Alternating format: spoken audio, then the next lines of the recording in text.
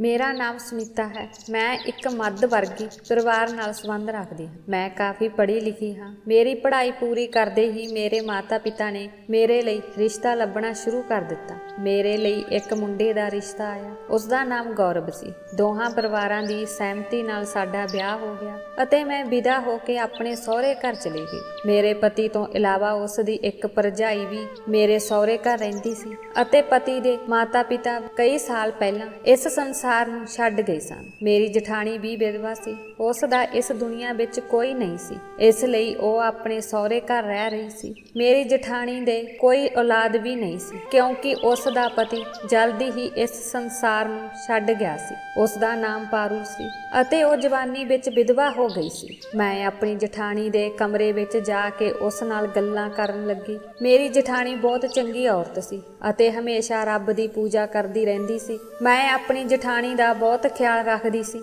ਮੈਨੂੰ ਨਹੀਂ ਪਤਾ ਕਿ ਉਸ ਨਾਲ ਪਹਿਲਾਂ ਕੀ ਹੋਇਆ ਸੀ, ਪਰ ਉਹ ਬਹੁਤ ਚੰਗੀ ਔਰਤ ਸੀ। ਮੈਂ ਹਰ ਰੋਜ਼ ਆਪਣੀ ਜਠਾਣੀ ਦੇ ਕਮਰੇ ਵਿੱਚ ਉਸ ਨਾਲ ਗੱਲ ਕਰਨ ਜਾਂਦੀ ਸੀ। ਇੱਕ ਦਿਨ ਗੱਲਾਂ ਕਰਦਿਆਂ ਮੈਂ ਉਸ ਦੀਆਂ ਲੱਤਾਂ ਨੂੰ ਦਬਾਉਣ ਲੱਗ ਗਈ ਤਾਂ ਕੁਝ ਸਮਾਂ ਬਾਅਦ ਉਹ ਸੌਂ ਗਈ ਤਾਂ ਮੈਂ ਰਸੋਈ ਵੱਲ ਚਲੀ ਗਈ। ਰਸੋਈ ਵਿੱਚ ਆ ਕੇ ਮੈਂ ਜਠਾਣੀ ਲਈ ਚਾਹ ਬਣਾ ਕੇ ਉਸ ਨੂੰ ਦੇਣ ਲਈ ਉਸ ਦੇ ਕਮਰੇ ਵਿੱਚ ਚਲੀ ਗਈ। ਫਿਰ ਰਸੋਈ ਦਾ ਸਾਰਾ ਕੰਮ ਨਿਬੇੜ ਕੇ ਮੈਂ ਜਠਾਣੀ ਦੇ ਕੱਪੜੇ ਇਸਤਰੀ ਕਰਕੇ ਅਲਮਾਰੀ ਵਿੱਚ ਰੱਖ ਦਿੱਤੇ। ਆਪਣੇ ਕਮਰੇ ਵਿੱਚ ਜਾਂਦੇ ਜਾਂਦੇ ਮੈਨੂੰ 11 ਵੱਜ ਗਏ ਸੀ। ਗੌਰਵ ਵੀ ਸੌਂ ਗਿਆ ਸੀ। ਘਰ ਦਾ ਸਾਰਾ ਕੰਮ ਮੈਂ ਇਕੱਲੀ ਹੀ ਕਰਦੀ ਸੀ, ਇਸ ਲਈ ਮੈਂ ਕਾਫੀ ਰੁੱਝੀ ਰਹਿੰਦੀ ਸੀ। ਸ਼ਾਮ ਨੂੰ ਜਦੋਂ ਮੇਰਾ ਪਤੀ ਕੰਮ ਤੋਂ ਵਾਪਸ ਆਉਂਦਾ ਤਾਂ ਮੈਂ ਉਸ ਨੂੰ ਸਮਾਂ ਨਹੀਂ ਦੇ ਸਕਦੀ ਸੀ ਕਿਉਂਕਿ ਮੇਰੀ ਜਠਾਣੀ ਸ਼ਾਮ ਨੂੰ 5 ਵਜੇ ਤੋਂ ਬਾਅਦ ਆਪਣੇ ਕਮਰੇ ਤੋਂ ਬਾਹਰ ਨਹੀਂ ਆਉਂਦੀ ਸੀ ਅਤੇ ਉਹ ਮੈਨੂੰ ਹਰ ਛੋਟੇ-ਮੋਟੇ ਕੰਮ ਲਈ ਬੁਲਾਉਂਦੀ ਰਹਿੰਦੀ ਸੀ। ਮੈਂ ਆਪਣੀ ਜਠਾਣੀ ਦਾ ਕੰਮ ਕਰਕੇ ਬਹੁਤ ਖੁਸ਼ ਹੁੰਦੀ ਸੀ। ਮੈਂ ਉਹਨਾਂ ਨੂੰ ਕਿਹਾ ਕਿ ਤੁਹਾਨੂੰ ਬਿਸਤਰੇ ਤੋਂ ਇੱਕ ਵੀ ਕਦਮ ਚੁੱਕਣ ਦੀ ਲੋੜ ਨਹੀਂ ਹੈ, ਤੁਹਾਡਾ ਸਾਰਾ ਕੰਮ ਮੈਂ ਆਪ ਕਰ ਲਵਾਂਗੀ। ਮੇਰੀ ਜਠਾਣੀ ਮੇਰੀ ਗੱਲ ਸੁਣ ਕੇ ਬਹੁਤ ਖੁਸ਼ ਹੋਈ ਅਤੇ ਮੈਨੂੰ ਅਸੀਸ ਦੇਣ ਲੱਗੀ। ਮੈਂ ਸਿਰਫ ਅਸੀਸਾਂ ਹੀ ਚਾਹੁੰਦੀ ਸੀ। ਸਾਡੇ ਵਿਆਹ ਨੂੰ ਜਲਦੀ ਹੀ 1 ਸਾਲ ਬੀਤ ਗਿਆ ਸੀ, ਪਰ ਮੇਰੇ ਕੋਲ ਅਜੇ ਕੋਈ ਬੱਚਾ ਨਹੀਂ ਸੀ। ਮੇਰੀ ਜਠਾਣੀ ਬੜੀ ਸੰਸਕਾਰੀ ਔਰਤ ਸੀ। ਮੇਰੇ ਪਤੀ ਕਹਿੰਦੇ ਸਨ ਕਿ ਤੁਸੀਂ ਆਪਣੀ ਜਠਾਣੀ ਤੋਂ ਅਸੀਸਾਂ ਲਓ ਅਤੇ ਉਹਨਾਂ ਨੂੰ ਤੁਹਾਡੇ ਲਈ ਪ੍ਰਾਰਥਨਾ ਕਰਨ ਲਈ ਕਹੋ। ਜੋ ਵੀ ਪ੍ਰਾਰਥਨਾ ਉਹ ਕਰਦੀ ਹੈ, ਪਰਮਾਤਮਾ ਉਹਨਾਂ ਦੀਆਂ ਪ੍ਰਾਰਥਨਾਵਾਂ ਬਹੁਤ ਜਲਦੀ ਸੁਣਦਾ ਹੈ, ਇਸ ਲਈ ਉਹਨਾਂ ਤੋਂ ਅਸੀਸਾਂ ਲੈਂਦੇ ਰਹੋ। ਮੇਰੀ ਜਠਾਣੀ ਸਾਡੇ ਗੁਆਂਢ ਵਿੱਚ ਹੀ ਬਹੁਤ ਮਸ਼ਹੂਰ ਸੀ। ਜੇਕਰ ਕਿਸੇ ਦਾ ਬੱਚਾ ਬਿਮਾਰ ਹੁੰਦਾ ਤਾਂ ਉਹ ਆਪਣੇ ਬੱਚੇ ਨੂੰ ਮੇਰੀ ਜਠਾਣੀ ਕੋਲ ਲੈ ਕੇ ਆਸ਼ੀਰਵਾਦ ਲੈਣ ਲਈ ਆਉਂਦੇ। ਮੇਰੇ ਪਤੀ ਨੇ ਇਹ ਵੀ ਕਿਹਾ ਸੀ ਕਿ ਜੇਕਰ ਤੁਸੀਂ ਮੈਨੂੰ ਖੁਸ਼ ਰੱਖਣਾ ਚਾਹੁੰਦੇ ਹੋ ਤਾਂ ਤੁਹਾਨੂੰ ਮੇਰੀ ਭਰਜਾਈ ਨੂੰ ਖੁਸ਼ ਰੱਖਣਾ ਹੋਵੇਗਾ ਅਤੇ ਹਮੇਸ਼ਾ ਉਸ ਦਾ ਖਿਆਲ ਰੱਖਣਾ ਹੋਵੇਗਾ। ਇਸ ਲਈ ਸਭ ਕੁਝ ਬਹੁਤ ਵਧੀਆ ਚੱਲ ਰਿਹਾ ਸੀ। ਫਿਰ ਇੱਕ ਦਿਨ ਕੁਝ ਅਜਿਹਾ ਹੋਇਆ ਜਿਸ ਨੇ ਮੇਰੀ ਜ਼ਿੰਦਗੀ ਨੂੰ ਹਿਲਾ ਕੇ ਰੱਖ ਦਿੱਤਾ ਅਤੇ ਇਹ ਰਾਜ ਵੀ ਖੁੱਲ ਗਿਆ ਸੀ ਕਿ ਮੈਨੂੰ ਇਸ ਦੁਨੀਆ ਵਿੱਚ ਸਭ ਤੋਂ ਵੱਧ ਨਫ਼ਰਤ ਕਿਸ ਨਾਲ ਹੈ। ਮੈਂ ਹਰ ਰਾਤ ਆਪਣੀ ਜਠਾਣੀ ਦੇ ਪੈਰ ਦਬਾਇਆ ਕਰਦੀ ਸੀ। ਇੱਕ ਦਿਨ ਜਦੋਂ ਮੈਂ ਆਪਣੀ ਜਠਾਣੀ ਦੇ ਪੈਰ ਦਬਾ ਕੇ ਵਾਪਸ ਆ ਰਹੀ ਸੀ ਤਾਂ ਰਾਤ ਦੇ 11 ਵੱਜ ਚੁੱਕੇ ਸਨ। ਮੈਂ ਕੁਝ ਸਮੇਂ ਤੋਂ ਨੀਂਦ ਦੀ ਬਿਮਾਰੀ ਦੀ ਮਰੀਜ਼ ਹੋ ਗਈ ਸੀ, ਇਸ ਲਈ ਮੈਨੂੰ ਨੀਂਦ ਦੀ ਦਵਾਈ ਖਾ ਕੇ ਹੀ ਨੀਂਦ ਆਉਣ ਲੱਗੀ। ਮੈਂ ਆਪਣੀਆਂ ਦਵਾਈਆਂ ਵਾਲਾ ਡੱਬਾ ਚੁੱਕਿਆ ਤਾਂ ਮੈਂ ਇਹ ਦੇਖ ਕੇ ਪਰੇਸ਼ਾਨ ਸੀ ਕਿ ਮੇਰੀ ਨੀਂਦ ਦੀ ਦਵਾਈ ਇਸ ਵਿੱਚ ਨਹੀਂ ਸੀ।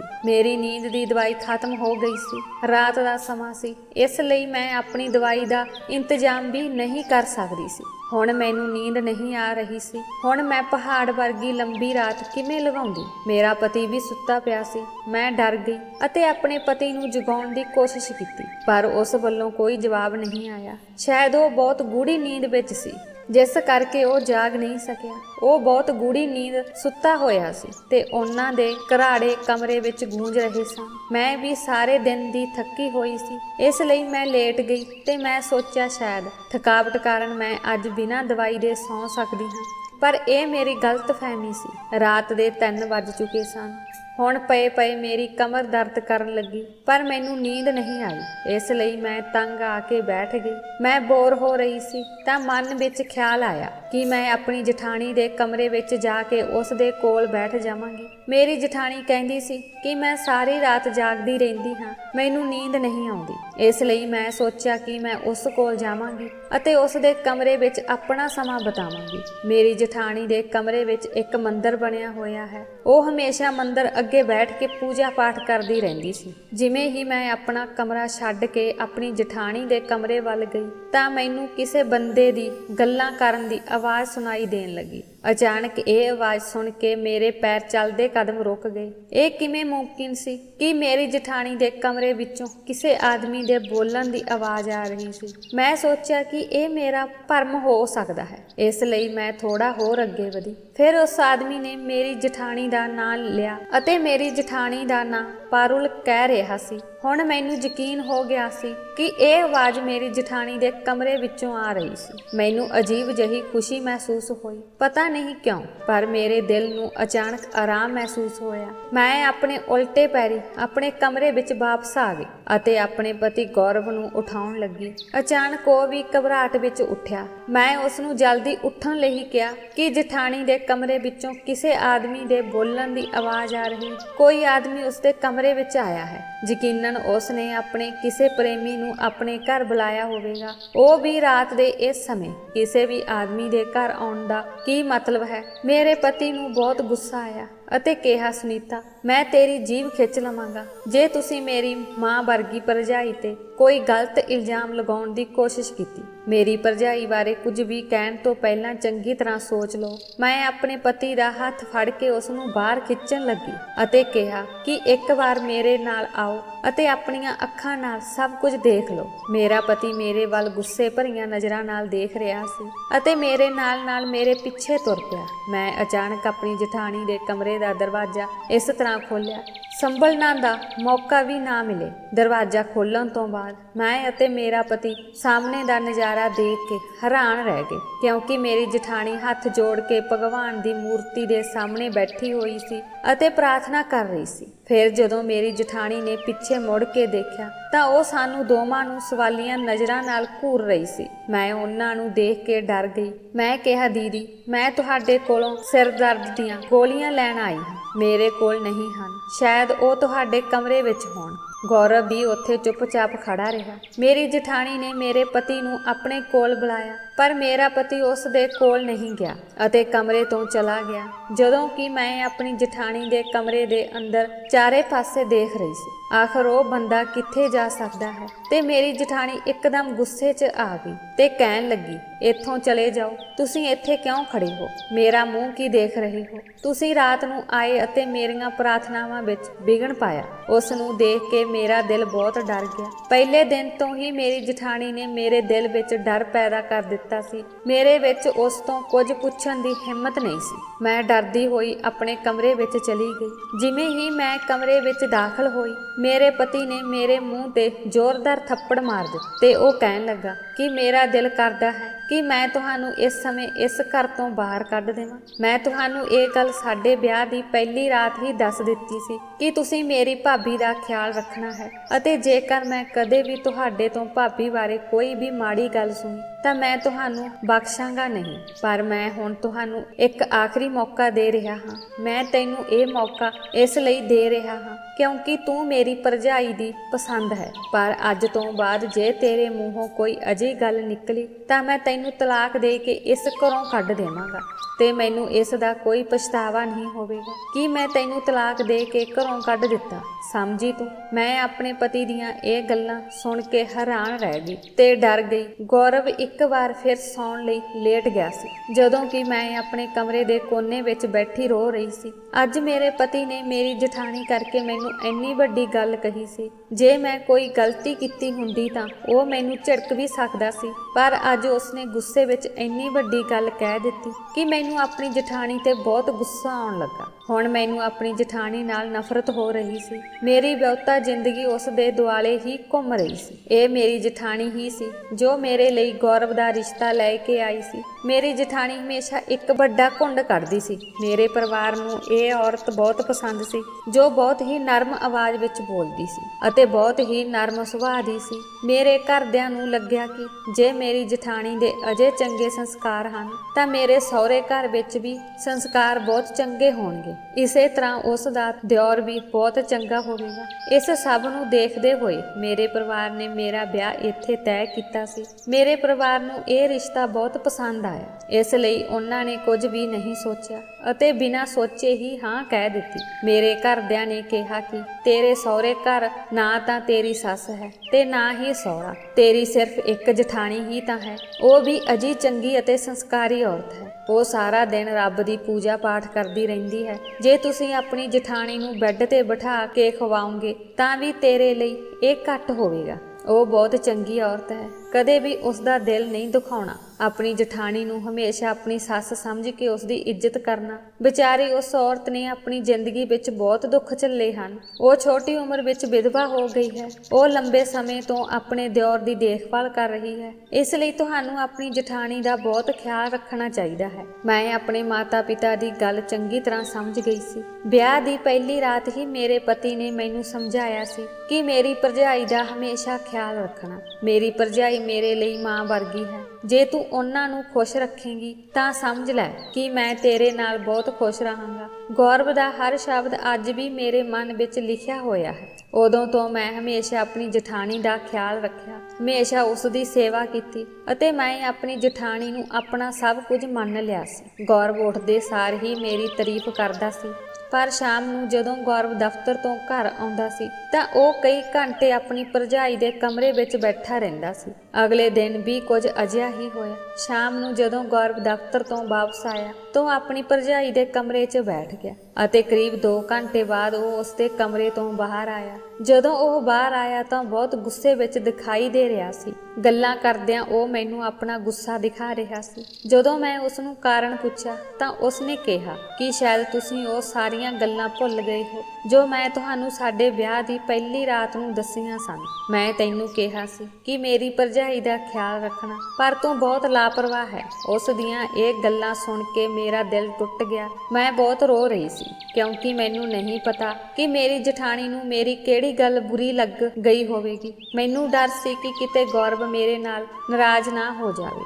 ਮੈਂ ਫਿਰ ਦਿਨ ਰਾਤ ਆਪਣੀ ਜਠਾਣੀ ਦੀ ਸੇਵਾ ਕਰਨ ਲੱਗ ਪਈ। ਪਰਮਾਤਮਾ ਦੀ ਕਿਰਪਾ ਨਾਲ ਮੇਰਾ ਪਤੀ ਮੇਰੇ ਤੋਂ ਦੁਬਾਰਾ ਇੰਪ੍ਰੈਸ ਹੋ ਗਿਆ ਅਤੇ ਹੁਣ ਸਭ ਕੁਝ ਆਮ ਵਾਂਗ ਹੋ ਗਿਆ ਸੀ। ਇੱਕ ਦਿਨ ਮੈਂ ਆਪਣੇ ਪਤੀ ਨੂੰ ਜਿੱਦ ਕੀਤੀ ਕਿ ਉਹ ਮੈਨੂੰ ਰਾਤ ਦੇ ਖਾਣੇ ਲਈ ਬਾਹਰ ਲੈ ਜਾਵੇ। ਜਦੋਂ ਤੋਂ ਸਾਡੀ ਪਤੀ ਪਤਨੀ ਦਾ ਵਿਆਹ ਹੋਇਆ ਹੈ ਅਸੀਂ ਕਿਤੇ ਬਾਹਰ ਨਹੀਂ ਗਏ ਸੀ, ਭਾਵੇਂ ਸਾਡੇ ਵਿਆਹ ਨੂੰ 1.5 ਸਾਲ ਹੋ ਗਿਆ ਸੀ। ਅਸੀਂ ਦੋਵੇਂ ਆਪਣੀ ਜ਼ਿੰਦਗੀ ਵਿੱਚ ਬਹੁਤ ਖੁਸ਼। ਸ਼ਾਮ ਨੂੰ ਜਦੋਂ ਗੌਰਵ ਦਫ਼ਤਰ ਤੋਂ ਘਰ ਆਇਆ ਤਾਂ ਮੈਂ ਤਿਆਰ ਹੋ ਕੇ ਉਸ ਦੀ ਉਡੀਕ ਕਰ ਰਹੀ ਸੀ। ਮੈਂ ਬਹੁਤ ਚੰਗੀ ਤਰ੍ਹਾਂ ਤਿਆਰ ਹੋਈ ਸੀ। ਮੈਂ ਬਲੈਕ ਕਲਰ ਦੀ ਸਾੜੀ ਪਾਈ ਹੋਈ ਸੀ ਅਤੇ ਇਸ 'ਚ ਕਾਫੀ ਸੁੰਦਰ ਲੱਗ ਰਹੀ ਸੀ। ਜਿਵੇਂ ਹੀ ਮੇਰਾ ਪਤੀ ਆਇਆ ਉਹ ਫਰੈਸ਼ ਹੋ ਗਿਆ ਅਤੇ ਉਸ ਤੋਂ ਬਾਅਦ ਅਸੀਂ ਦੋਵੇਂ ਡਿਨਰ ਕਰਨ ਚਲੇ ਗਏ। ਮੇਰਾ ਪਤੀ ਮੈਨੂੰ ਰਾਤ ਦੇ ਖਾਣੇ ਲਈ ਸ਼ਹਿਰ ਦੇ ਸਭ ਤੋਂ ਵੱਡੇ ਰੈਸਟੋਰੈਂਟ ਵਿੱਚ ਲੈ ਗਿਆ। ਉੱਥੇ ਬਹੁਤ ਵਧੀਆ ਲੱਗਾ।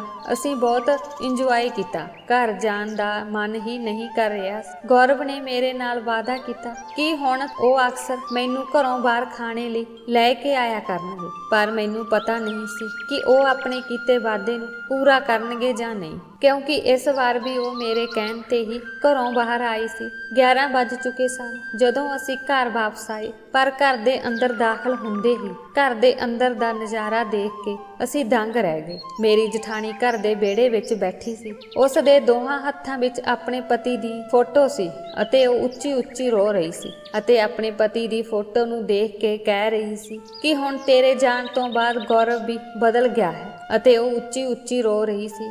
ਗੌਰਵ ਅਚਾਨਕ ਮੇਰੇ ਵੱਲ ਹੈਰਾਨੀ ਭਰੀਆਂ ਨਜ਼ਰਾਂ ਨਾਲ ਦੇਖਣ ਲੱਗਾ। ਗੌਰਵ ਨੇ ਪਾਰੁਲ ਭਾਬੀ ਦੇ ਪੈਰ ਫੜ ਕੇ ਉਸ ਤੋਂ ਮਾਫੀ ਮੰਗੀ। ਹੁਣ ਉਸ ਦਾ ਗੁੱਸਾ ਥੋੜਾ ਘਟ ਗਿਆ ਸੀ, ਪਰ ਗੌਰਵ ਦਾ ਗੁੱਸਾ ਹੋਰ ਵੀ ਵੱਧ ਗਿਆ ਸੀ। ਉਹ ਉੱਥੋਂ ਆਇਆ ਅਤੇ ਮੈਨੂੰ ਕਹਿਣ ਲੱਗਾ ਕਿ ਤੂੰ ਮੇਰੀ ਭਰਜਾਈ ਦੇ ਪਿੱਛੇ ਕਿਉਂ ਪਈ ਹੈ ਅਤੇ ਮੇਰੇ ਪਿੱਛੇ ਤੂੰ ਮੇਰੀ ਭਾਬੀ ਨਾਲ ਕਿਹੋ ਜਿਹਾ ਸਲੂਕ ਕਰ ਰਹੀ ਹੈ। ਉਹ ਹਰ ਵੇਲੇ ਮੈਨੂੰ ਤੇਰੇ ਬਾਰੇ ਸ਼ਿਕਾਇਤ ਕਰਦੀ ਰਹਿੰਦੀ ਹੈ। ਉਸ ਤੋਂ ਇਹ ਸੁਣ ਕੇ ਮੈਂ ਹੈਰਾਨ ਰਹਿ ਗਈ ਕਿਉਂਕਿ ਮੈਂ ਉਸ ਨਾਲ ਕਦੇ ਬੁਰਾ ਸਲੂਕ ਨਹੀਂ ਕੀਤਾ ਸੀ, ਸਗੋਂ ਮੈਂ ਦਿਨ ਰਾਤ ਉਸ ਦੀ ਸੇਵਾ ਵਿੱਚ ਲੱਗੀ ਰਹਿੰਦੀ ਸੀ। ਮੈਂ ਆਪਣੇ ਪਤੀ ਨੂੰ ਭਰੋਸਾ ਦਿਵਾਇਆ ਕਿ ਮੈਂ ਉਸ ਨਾਲ ਕਦੇ ਕੁਝ ਬੁਰਾ ਨਹੀਂ ਕੀਤਾ, ਪਰ ਉਹ ਮੇਰੀ ਮੇਰੀ ਗੱਲ ਮੰਨਣ ਲਈ ਤਿਆਰ ਨਹੀਂ ਸੀ। ਫਿਰ ਮੈਂ ਉਸ ਦੇ ਸਿਰ ਤੇ ਆਪਣਾ ਹੱਥ ਰੱਖਿਆ ਅਤੇ ਉਸ ਦੀ ਸਹੁੰ ਖਾਧੀ ਅਤੇ ਉਸ ਨੂੰ ਭਰੋਸਾ ਦਿਵਾਉਣ ਦੀ ਕੋਸ਼ਿਸ਼ ਕੀਤੀ ਕਿ ਮੈਂ ਹਮੇਸ਼ਾ ਉਸ ਦਾ ਬਹੁਤ ਧਿਆਨ ਰੱਖਦੀ ਹਾਂ। ਉਸ ਸਮੇਂ ਮੈਨੂੰ ਲੱਗਾ ਜਿਵੇਂ ਮੇਰੇ ਪਤੀ ਨੂੰ ਮਨਾਉਣਾ ਮੇਰੇ ਲਈ ਬਹੁਤ ਔਖਾ ਸੀ, ਕਿਉਂਕਿ ਉਹ ਮੇਰੀ ਗੱਲ ਸੁਣਨ ਲਈ ਤਿਆਰ ਹੀ ਨਹੀਂ ਸੀ। ਮੈਂ ਆਪਣੀ ਜਠਾਣੀ ਦੀ ਬਹੁਤ ਸੇਵਾ ਕਰ ਰਹੀ ਸੀ, ਪਰ ਇਸ ਦੇ ਉਲਟ ਉਹ ਮੇਰੇ ਪਤੀ ਨੂੰ ਮੇਰੇ ਬਾਰੇ ਸ਼ਿਕਾਇਤ ਕਰ ਰਹੀ ਸੀ। ਹੁਣ ਜ਼ਿੰਦਗੀ ਵਿੱਚ ਅੱਗੇ ਵਧ ਕੇ ਮੈਨੂੰ ਅਹਿਸਾਸ ਹੋ ਗਿਆ ਸੀ ਕਿ ਜੇ ਅਸੀਂ ਕਿਸੇ ਦਾ ਭਲਾ ਕਰਦੇ ਹਾਂ ਤਾਂ ਬਦਲੇ ਵਿੱਚ ਬੁਰਾਈ ਜ਼ਰੂਰ ਮਿਲਦੀ ਹੈ। ਅਸੀਂ ਆਪਣੀ ਜ਼ਿੰਦਗੀ ਦੀਆਂ ਸਭ ਤੋਂ ਵੱਡੀਆਂ ਸਮੱਸਿਆਵਾਂ ਨੂੰ ਹੱਲ ਕਰ ਸਕਦੇ ਹਾਂ, ਪਰ ਕਿਸੇ ਨੂੰ ਯਕੀਨ ਦਿਵਾਉਣਾ ਇੱਕ ਬਹੁਤ ਵੱਡੀ ਗੱਲ ਹੁੰਦੀ ਹੈ। ਹੁਣ ਜਦੋਂ ਮੈਂ ਆਪਣੀ ਜਠਾਣੀ ਦੇ ਕਮਰੇ ਵਿੱਚੋਂ ਇੱਕ ਆਦਮੀ ਦੀ ਆਵਾਜ਼ ਸੁਣੀ ਸੀ ਤਾਂ ਮੈਂ ਸੋਚਿਆ ਸੀ ਕਿ ਮੈਂ ਔਰਤ ਬਾਰੇ ਸੱਚਾਈ ਦਾ ਪਤਾ ਜ਼ਰੂਰ ਲਗਾਵਾਂਗੀ।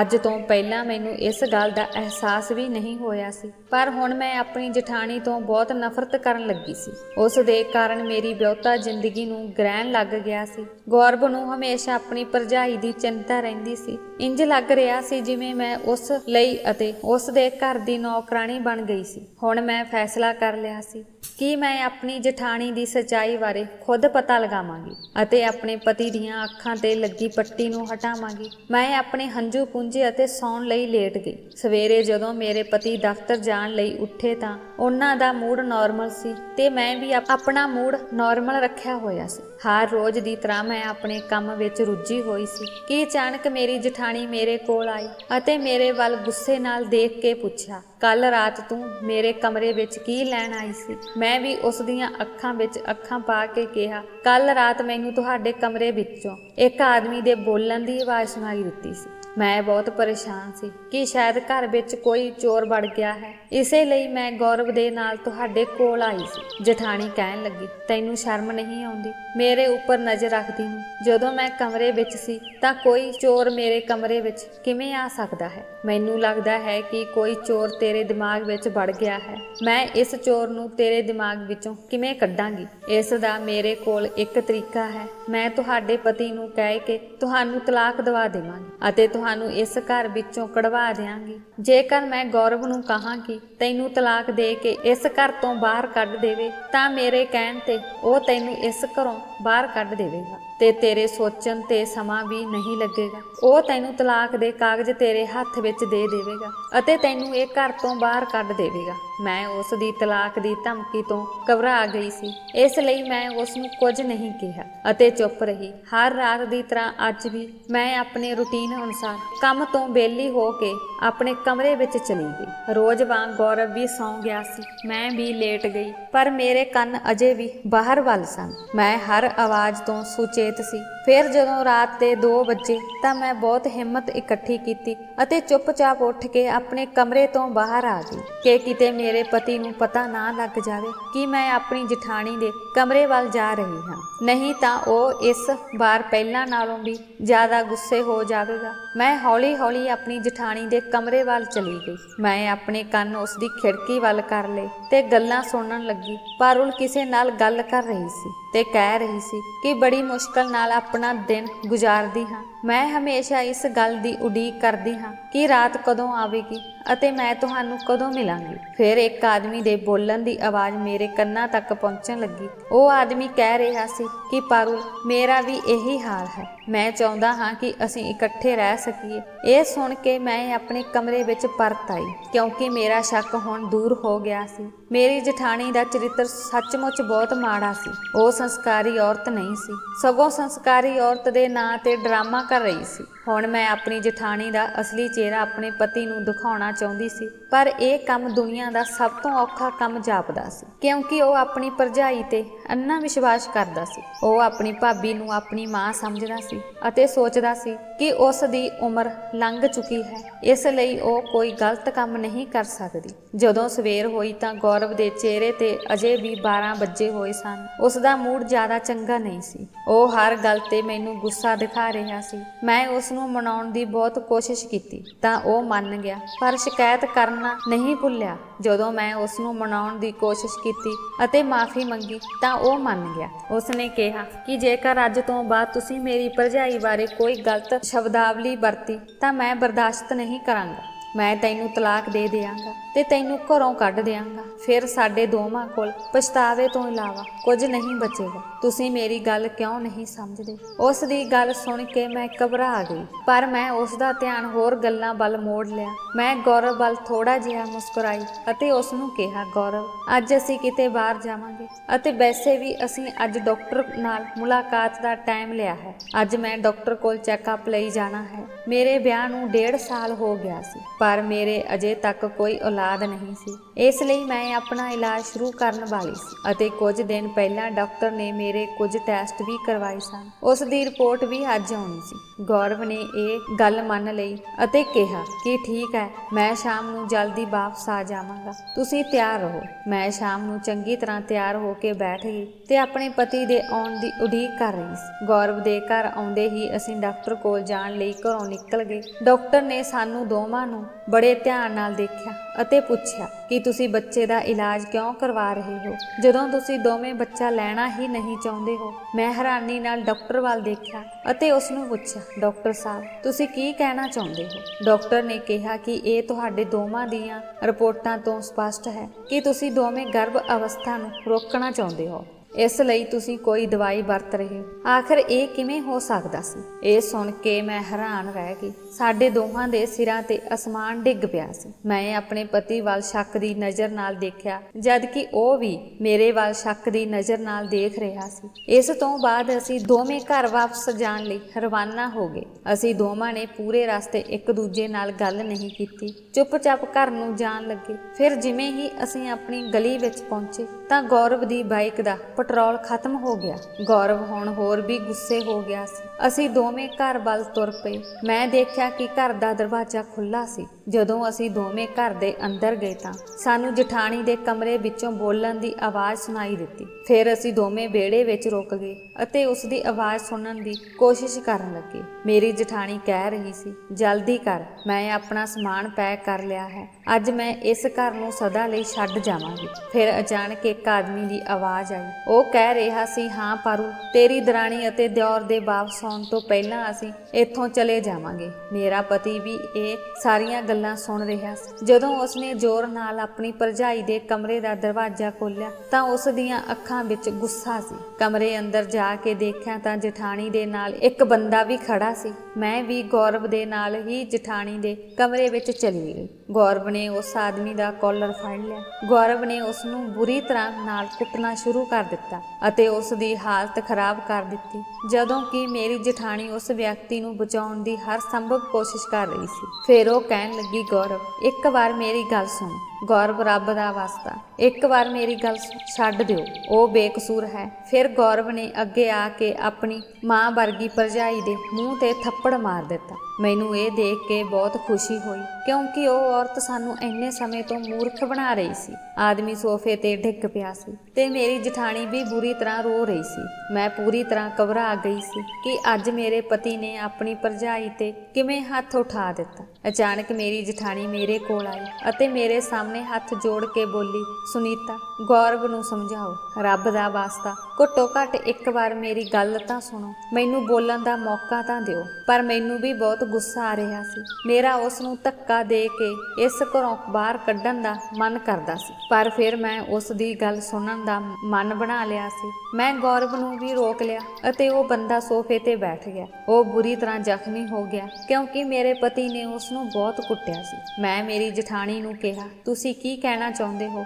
ਅਤੇ ਮੈਂ ਗੌਰਵ ਨੂੰ ਕਿਹਾ ਕਿ ਉਹ ਇੱਕ ਵਾਰ ਆਪਣੀ ਭਾਬੀ ਦੀ ਗੱਲ ਸੁਣ ਲਵੇ। ਭਾਬੀ ਨੇ ਦੱਸਿਆ ਕਿ ਉਸ ਦਾ ਇਸ ਵਿਅਕਤੀ ਨਾਲ 3 ਸਾਲਾਂ ਤੋਂ ਅਫੇਅਰ ਚੱਲ ਰਿਹਾ ਹੈ। ਇਸ ਵਿਅਕਤੀ ਨੇ ਉਸ ਦੇ ਪਤੀ ਦੀ ਮੌਤ ਤੋਂ ਬਾਅਦ ਹੀ ਉਸ ਨੂੰ ਪ੍ਰਪੋਜ਼ ਕੀਤਾ ਸੀ। ਮੇਰੀ ਜਠਾਣੀ ਨੇ ਦੱਸਿਆ ਕਿ ਉਸ ਦਾ ਨਾਮ ਵਿਪੁਲ ਹੈ ਅਤੇ ਉਹ ਮੈਨੂੰ ਵਿਆਹ ਤੋਂ ਪਹਿਲਾਂ ਹੀ ਪਸੰਦ ਕਰਦਾ ਸੀ। ਹੁਣ ਜਦੋਂ ਉਸ ਨੂੰ ਪਤਾ ਲੱਗਾ ਕਿ ਮੇਰੇ ਪਤੀ ਦੀ ਮੌਤ ਹੋ ਗਈ ਹੈ ਤਾਂ ਉਹ ਮੈਨੂੰ ਹੋਰ ਵੀ ਪਸੰਦ ਕਰਨ ਲੱਗ ਪਿਆ ਅਤੇ ਮੇਰੇ ਨਾਲ ਦੁਬਾਰਾ ਵਿਆਹ ਕਰਨਾ ਚਾਹੁੰਦਾ ਸੀ। ਵਿਪੁਲ ਦੀ ਭੈਣ ਮੇਰੇ ਭਰਾ ਦੀ ਪਤਨੀ ਸੀ ਅਤੇ ਮੇਰੇ ਵਿਆਹ ਤੋਂ ਪਹਿਲਾਂ ਮੈਂ ਵਿਪੁਲ ਦੀ ਭੈਣ ਨੂੰ ਬਹੁਤ ਤੰਗ ਕੀਤਾ ਸੀ। ਵਿਪੁਲ ਮੇਰੀ ਭਰਜਾਈ ਭਰਜਾਈ ਦਾ ਛੋਟਾ ਭਰਾ ਹੈ। ਮੈਂ ਆਪਣੀ ਭਰਜਾਈ ਦੀ ਜ਼ਿੰਦਗੀ ਵਿੱਚ ਬੁਰੀ ਤਰ੍ਹਾਂ ਨਾਲ ਜ਼ਹਿਰ ਘੋਲ ਦਿੱਤਾ ਸੀ ਅਤੇ ਜਦੋਂ ਮੈਂ ਆਪਣੇ ਭਰਾ ਨੂੰ ਉਕਸਾਉਂਦੀ ਸੀ ਤਾਂ ਮੇਰਾ ਭਰਾ ਮੇਰੀ ਭਰਜਾਈ ਨੂੰ ਬੁਰੀ ਤਰ੍ਹਾਂ ਕੁੱਟਦਾ ਸੀ। ਮੇਰੀ ਭਾਬੀ ਹਰ ਪੱਖੋਂ ਬਹੁਤ ਚੰਗੀ ਸੀ। ਉਹ ਇੱਕ ਸਮਝਦਾਰ ਕੁੜੀ ਸੀ। ਇਸੇ ਲਈ ਮੈਂ ਆਪਣੇ ਭਰਾ ਨਾਲ ਉਸ ਦਾ ਰਿਸ਼ਤਾ ਤੈਅ ਕੀਤਾ ਸੀ। ਮੇਰੀ ਜਠਾਣੀ ਰੋਂਦੀ ਹੋਈ ਆਪਣੀ ਕਹਾਣੀ ਸੁਣਾ ਰਹੀ ਸੀ।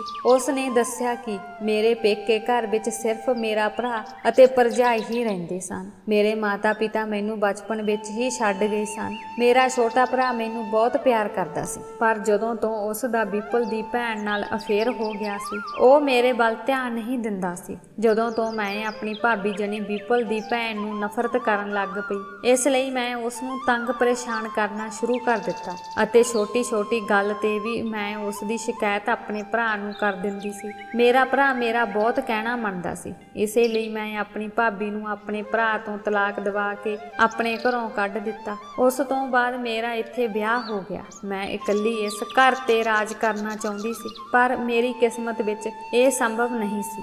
ਵਿਆਹ ਦੇ 8 ਮਹੀਨੇ ਬਾਅਦ ਹੀ ਮੇਰਾ ਪਤੀ ਮੈਨੂੰ ਛੱਡ ਗਿਆ। ਇਸ ਤੋਂ ਬਾਅਦ ਮੈਂ ਸੋਚਿਆ ਕਿ ਮੈਂ ਇਹ ਘਰ ਕਦੇ ਨਹੀਂ ਛੱਡਾਂਗੀ। ਮੈਂ ਇਸ ਘਰ ਵਿੱਚ ਇਕੱਲੀ ਰਾਜ ਕਰਨਾ ਚਾਹੁੰਦੀ ਸੀ, ਪਰ ਲੋਕਾਂ ਨੇ ਕਿਹਾ ਕਿ ਤੁਹਾਨੂੰ ਆਪਣੇ ਦਿਓਰ ਦਾ ਵਿਆਹ ਕਰਵਾ ਦੇਣਾ ਚਾਹੀਦਾ ਹੈ। ਇਸ ਲਈ ਮੈਂ ਲੋਕਾਂ ਕਰਕੇ ਆਪਣੇ ਦਿਓਰ ਲਈ ਰਿਸ਼ਤਾ ਲੱਭਣ ਲੱਗੀ, ਜਿਸ ਤੋਂ ਬਾਅਦ ਤੂੰ ਇਸ ਘਰ ਵਿੱਚ ਆ ਗਈ ਅਤੇ ਮੈਂ ਹਮੇਸ਼ਾ ਗੌਰਵ ਨੂੰ ਸ਼ਿਕਾਇਤ ਕਰਦੀ ਰਹਿੰਦੀ ਸੀ ਕਿ ਤੁਹਾਡੀ ਪਤਨੀ ਤੁਹਾਡੇ ਦਫ਼ਤਰ ਜਾਣ ਤੋਂ ਬਾਅਦ ਮੇਰੇ ਨਾਲ ਬਹੁਤ ਬੁਰਾ ਵਿਵਹਾਰ ਕਰਦੀ ਹੈ। ਮੈਂ ਇਸ ਘਰ ਵਿੱਚ ਆਪਣਾ ਹੱਕ ਜਮਾਉਣਾ ਚਾਹੁੰਦੀ ਸੀ ਤੇ ਤੈਨੂੰ ਜਲੀਲ ਕਰਨਾ ਚਾਹੁੰਦੀ ਸੀ, ਪਰ ਵਿਪਲ ਨੇ ਮੈਨੂੰ ਦੱਸਿਆ ਕਿ ਜਦੋਂ ਤੋਂ ਉਸ ਦੀ ਭੈਣ ਦਾ ਵਿਆਹ ਹੋਇਆ ਸੀ, ਉਹ ਮੈਨੂੰ ਪਸੰਦ ਕਰਦਾ ਹੈ ਅਤੇ ਮੇਰੇ ਨਾਲ ਵਿਆਹ ਵੀ ਕਰਨਾ ਚਾਹੁੰਦਾ ਹੈ, ਪਰ ਉਸਨੇ ਕਦੇ ਵੀ ਮੇਰੇ ਅੱਗੇ ਆਪਣੇ ਪਿਆਰ ਦਾ ਇਜ਼ਹਾਰ ਨਹੀਂ ਕੀਤਾ। ਜਦੋਂ ਉਸ ਨੂੰ ਪਤਾ ਲੱਗਾ ਕਿ ਮੇਰੇ ਪਤੀ ਦੀ ਮੌਤ ਹੋ ਗਈ ਹੈ, ਉਹ ਮੈਨੂੰ ਮਿਲਣ ਲੱਗਾ। ਮੇਰੀ ਭਰਜਾਈ ਭਾਵ ਵਿਪਲ ਦੀ ਭੈਣ ਮੇਰੇ ਭਰਾ ਤੋਂ ਤਲਾਕ ਲੈ ਕੇ ਵਿਪਲ ਦੇ ਘਰ ਚਲੀ ਗਈ ਸੀ।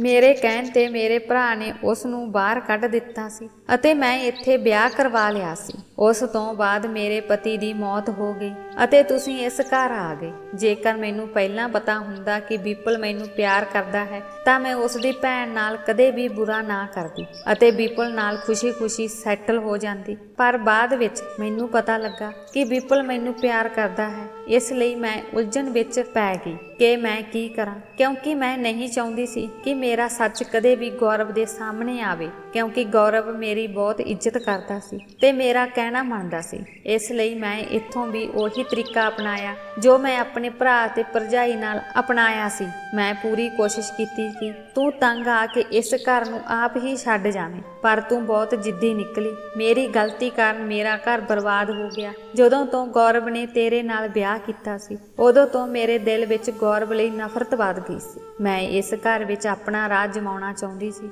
ਪਰ ਗੌਰਵ ਤੁਹਾਨੂੰ ਇੰਨਾ ਪਿਆਰ ਕਰਦਾ ਸੀ ਕਿ ਇੱਥੇ ਰਹਿੰਦਿਆਂ ਮੈਨੂੰ ਆਪਣੀ ਇੱਜ਼ਤ ਘਟਦੀ ਮਹਿਸੂਸ ਹੋਈ। ਗੌਰਵ ਨੇ ਮੈਨੂੰ ਆਪਣੀ ਮਾਂ ਦਾ ਦਰਜਾ ਦਿੱਤਾ ਸੀ ਅਤੇ ਮੈਂ ਉਸ ਨੂੰ ਨਫ਼ਰਤ ਕਰਨ ਲੱਗ ਪਈ ਸੀ। ਮੈਂ ਸੋਚਿਆ ਸੀ ਕਿ ਮੈਂ ਆਪਣੇ ਪਿਆਰ ਨੂੰ ਹਾਸਲ ਕਰਕੇ ਹੀ ਰਹਾਂਗੀ। ਮੈਂ ਵਿਪਲ ਨਾਲ ਵਿਆਹ ਕਰਵਾਉਣਾ ਚਾਹੁੰਦੀ ਸੀ ਅਤੇ ਹੁਣ ਮੈਂ ਵਿਪਲ ਨੂੰ ਲੈ ਕੇ ਇੱਥੋਂ ਜਾਣਾ ਚਾਹੁੰਦੀ ਸੀ ਅਤੇ ਮੈਂ ਤੁਹਾਡੇ ਦੋਵਾਂ ਦੇ ਖਾਣੇ ਵਿੱਚ ਗਰਭ ਅਵਸਥਾ ਨੂੰ ਰੋਕਣ ਲਈ ਦਵਾਈ ਵੀ ਮਿਲਾਉਂਦੀ ਸੀ ਤਾਂ ਜੋ ਤੁਹਾਡੇ ਬੱਚਾ ਨਾ ਹੋ ਸਕੇ, ਕਿਉਂਕਿ ਜੇਕਰ ਤੁਹਾਡੇ ਬੱਚਾ ਹੁੰਦਾ ਤਾਂ ਗੌਰਵ ਉਸ ਬੱਚੇ ਨੂੰ ਹੋਰ ਵੀ ਪਿਆਰ ਕਰਨ ਲੱਗਦਾ ਅਤੇ ਮੇਰੇ ਤੋਂ ਆਪਣਾ ਧਿਆਨ ਹਟਾ ਲੈਂਦਾ ਤੇ ਮੈਂ ਅਜੀ ਜ਼ਿੰਦਗੀ ਨਹੀਂ ਜੀਣਾ ਚਾਹੁੰਦੀ ਸੀ। ਜ਼ਿਆਦਾਤਰ ਵਿਧਵਾਵਾਂ ਦੀ ਕੋਈ ਇੱਜ਼ਤ ਨਹੀਂ ਹੁੰਦੀ, ਪਰ ਮੈਂ ਇਹ ਨਹੀਂ ਚਾਹੁੰਦੀ ਸੀ। ਮੈਂ ਚਾਹੁੰਦੀ ਸੀ ਕਿ ਮੈਨੂੰ ਇਸ ਘਰ ਵਿੱਚ ਮਾਲਕਣ ਬਣਾ ਕੇ ਰੱਖਿਆ ਜਾਵੇ ਅਤੇ ਹਰ ਕੰਮ ਮੇਰੀ ਇੱਛਾ ਅਨੁਸਾਰ ਕੀਤਾ ਜਾਵੇ। ਇਹੀ ਕਾਰਨ ਹੈ ਕਿ ਤੂੰ ਅਜੇ ਤੱਕ ਗਰਭਵਤੀ ਨਹੀਂ ਹੋਈ। ਵਿਪਲ ਕਾਫੀ ਸਮੇਂ ਤੋਂ ਮੈਨੂੰ ਕਹਿ ਰਿਹਾ ਸੀ ਕਿ ਤੂੰ ਮੇਰੇ ਨਾਲ ਭੱਜ ਚੱਲ। ਵਿਪਲ ਨਾਲ ਮੇਰੀ ਮੁਲਾਕਾਤ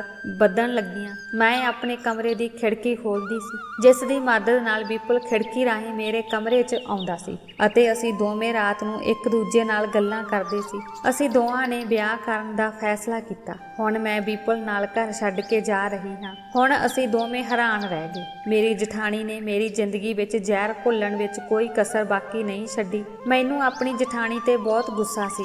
ਅਸੀਂ ਸਾਰੇ ਚੁੱਪਚਾਪ ਖੜੇ ਰਹੇ। ਥੋੜੀ ਦੇਰ ਵਿੱਚ ਹੀ ਵਿਪਲ ਬੋਲਿਆ, ਪਾਰੁਲ, ਤੈਨੂੰ ਕੀ ਲੱਗਦਾ ਹੈ ਮੈਂ ਤੁਹਾਨੂੰ ਪਿਆਰ ਕਰਦਾ ਹਾਂ? ਮੈਂ ਤੁਹਾਨੂੰ ਪਿਆਰ ਕਰਨ ਦਾ ਦਿਖਾਵਾ ਕਰ ਰਿਹਾ ਸੀ।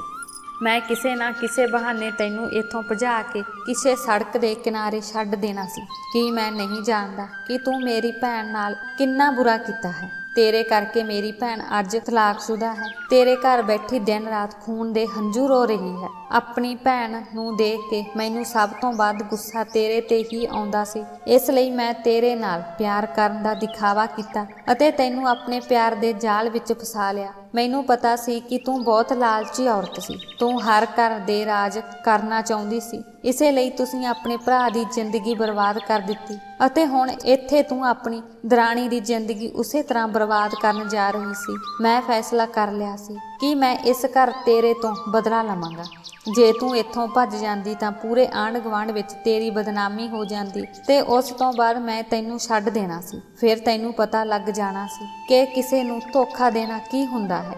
ਜਿਵੇਂ ਤੂੰ ਮੇਰੀ ਭੈਣ ਨੂੰ ਅਪਮਾਨ ਕੀਤਾ, ਇਸ ਤਰ੍ਹਾਂ ਮੈਂ ਵੀ ਤੈਨੂੰ ਸਾਰੀ ਦੁਨੀਆ ਦੇ ਸਾਹਮਣੇ ਜਲੀਲ ਕਰਨਾ ਚਾਹੁੰਦਾ ਸੀ। ਪਰ ਇਸ ਤੋਂ ਪਹਿਲਾਂ ਇਹਨਾਂ ਦੋਵਾਂ ਨੂੰ ਸਾਡੀ ਸੱਚਾਈ ਦਾ ਪਤਾ ਲੱਗ ਗਿਆ। ਤੈਨੂੰ ਕੀ ਲੱਗਦਾ ਕਿ ਮੈਂ ਤੇਰੇ ਨਾਲ ਵਿਆਹ ਕਰਨਾ ਚਾਹੁੰਦਾ ਹਾਂ? ਇਹ ਤੇਰੀ ਵੱਡੀ ਗਲਤਫਹਿਮੀ ਹੈ। ਮੈਂ ਤਾਂ ਬਸ ਤੈਥੋਂ ਬਦਲਾ ਲੈਣਾ ਚਾਹੁੰਦਾ ਸੀ। ਇਸੇ ਲਈ ਮੈਂ ਤੇਰੇ ਨਾਲ ਪਿਆਰ ਦੀ ਖੇਡ ਖੇਡ ਰਿਹਾ ਸੀ ਤੇ ਤੈਨੂੰ ਮਿਲਣ ਲਈ ਹਰ ਰੋਜ਼ ਇੱਥੇ ਆਉਂਦਾ ਸੀ। ਮੈਂ ਤੇਰੇ ਵਰਗੀ ਔਰਤ ਨਾਲ ਕਦੇ ਵੀ ਵਿਆਹ ਨਹੀਂ ਕਰ ਸਕਦਾ ਜੋ ਦੂਜਿਆਂ ਦੇ ਘਰ ਉਜਾੜਦੀ ਹੈ। ਇਸ ਲਈ ਉਸ ਦਾ ਆਪਣਾ ਘਰ ਵੀ ਨਹੀਂ ਬਚ ਸਕਦਾ। ਇਹ ਕਹਿ ਕੇ ਵਿਪੁਲ ਬਾਹਰ ਚਲਾ ਗਿਆ। ਮੇਰੀ ਜਠਾਣੀ ਨੇ ਗੇਟ ਤੱਕ ਵਿਪੁਲ ਦਾ ਪਿੱਛਾ ਕੀਤਾ। ਉਹ ਵਿਪੁਲ ਦੇ ਸਾਹਮਣੇ ਬੁਰੀ ਤਰ੍ਹਾਂ ਰੋ ਰਹੀ ਸੀ। ਉਹ ਕਹਿ ਰਹੀ ਸੀ ਕਿ ਕਿਰਪਾ ਕਰਕੇ ਮੈਨੂੰ ਆਪਣੇ ਨਾਲ ਲੈ ਜਾਓ।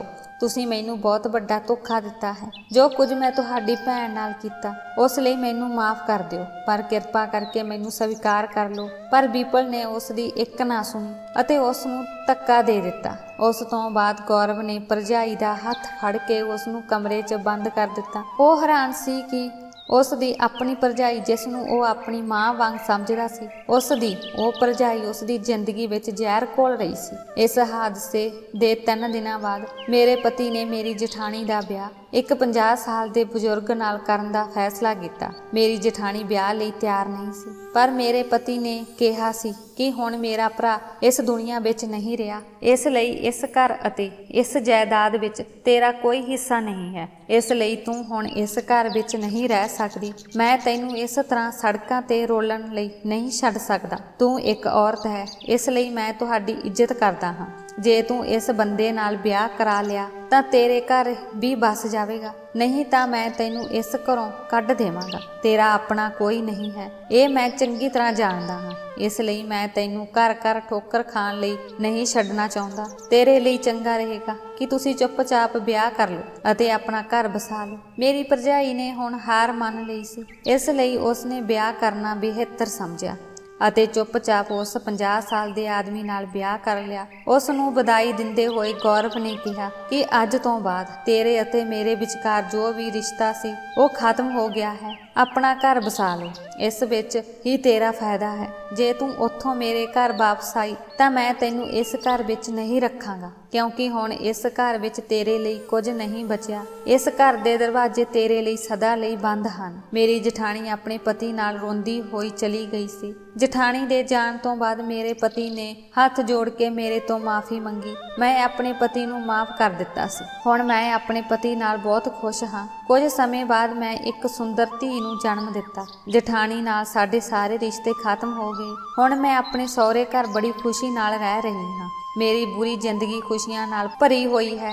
ਮੇਰਾ ਪਤੀ ਮੈਨੂੰ ਬਹੁਤ ਪਿਆਰ ਕਰਦਾ ਹੈ। ਜੋ ਵਿਅਕਤੀ ਕਿਸੇ ਨਾਲ ਗਲਤ ਕਰਦਾ ਹੈ ਉਹ ਆਪਣੀ ਜ਼ਿੰਦਗੀ ਵਿੱਚ ਹੀ ਦੁੱਖ ਝੱਲਦਾ ਹੈ। ਮੇਰੀ ਜਠਾਣੀ ਨੇ ਵੀ ਕੁਝ ਅਜਿਹਾ ਹੀ ਕੀਤਾ ਸੀ। ਵਿਪੁਲ ਉਹਨਾਂ ਤੋਂ ਬਦਲਾ ਲੈ ਰਿਹਾ ਸੀ ਅਤੇ ਜਿਵੇਂ ਹੀ ਉਹਨਾਂ ਦਾ ਬਦਲਾ ਪੂਰਾ ਹੋ ਗਿਆ ਉਹ ਮੇਰੀ ਜਠਾਣੀ ਨੂੰ ਛੱਡ ਗਿਆ ਸੀ। ਹੁਣ ਸ਼ਾਇਦ ਮੇਰੀ ਜਠਾਣੀ ਆਪਣੀ ਜ਼ਿੰਦਗੀ ਵਿੱਚ ਖੁਸ਼ ਹੈ, ਪਰ ਉਸਨੇ ਜੋ ਵੀ ਕੀਤਾ ਉਹ ਬਹੁਤ ਗਲਤ ਕੀਤਾ ਸੀ। ਦੋਸਤੋ, ਮੈਨੂੰ ਉਮੀਦ ਹੈ ਕਿ ਤੁਹਾਨੂੰ ਸਾਡੀ ਕਹਾਣੀ ਪਸੰਦ ਆਈ ਹੋਵੇਗੀ। ਜੇਕਰ ਤੁਹਾਨੂੰ ਕਹਾਣੀ ਚੰਗੀ ਲੱਗੀ ਤਾਂ ਵੀਡੀਓ ਨੂੰ ਲਾਈਕ ਕਰੋ। ਜੇਕਰ ਚੈਨਲ ਤੇ ਨਵੇਂ ਹੋ ਤਾਂ ਚੈਨਲ ਨੂੰ ਸਬਸਕ੍ਰਾਈਬ ਕਰੋ ਅਤੇ ਹਾਂ, ਨੋਟੀਫਿਕੇਸ਼ਨ ਘੰਟੀ ਨੂੰ ਜ਼ਰੂਰ ਦਬਾਓ ਤਾਂ ਜੋ ਅਗਲੀ ਅਪਡੇਟ ਤੁਹਾਨੂੰ ਸਭ ਤੋਂ ਪਹਿਲਾਂ ਮਿਲ ਸਕੇ। ਧੰਨਵਾਦ।